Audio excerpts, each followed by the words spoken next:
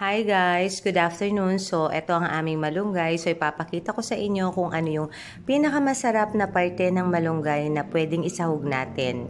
Okay, nagpatanim pa actually ako dito sa labas ng aming bakod, which is sa amin pa actually. At ayan, yung mga hilera ng malunggay na ipinatanim ko kay Kuya Mila, ng aming kuya dito sa Mula na nag-aalaga ng mga hayop at mga halaman. So, ito yung bunga ng malunggay na very soft and very young. Batang-bata, no? Wala pang muwang. Yan yung bulaklak niya.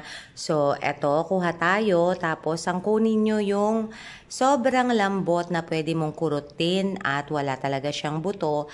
Sobrang young niya. Ayan, walang kamuwang-muwang, batang-bata. So, isasahog ko to sa instant noodles kasi trip kong kumain ng noodles ngayon. Para less guilt, lagyan naman natin siya ng, syempre, toppings ng konting gulay. So, napili ko itong yang malunggay kasi nakatingin ako 2 days ago na pwede pala siyang kainin.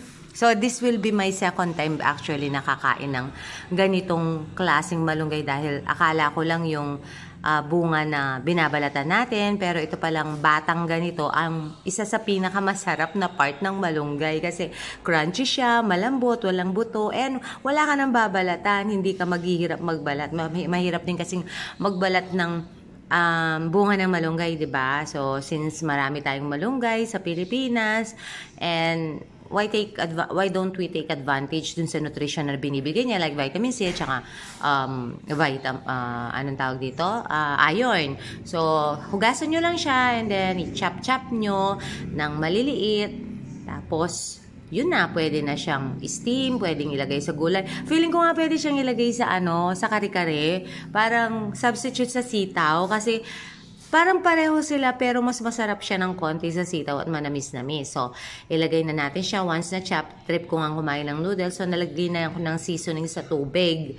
Ayan, may seasoning na yung water ko ay nagbo-boil na. So, nilagay ko na. I decided to place yung yung yang malunggay. Kaya sana masarap, no? This will be the first time. Vegetarian noodles pala, no? Instant noodles ang napili ko. Sorry, inuubo talaga ako, may virus ako. Ayan, so nagluluto si Ellie ng ng steam siomai. Ayan, so hintayin lang natin siyang mag-boil. Let's stir it para pumasok yung lasa ng vegetarian noodles para less guilt. Syempre, gumawa tayo ng paraan para hindi naman instant kill yung mga instant na kinakain natin. So, ayan na.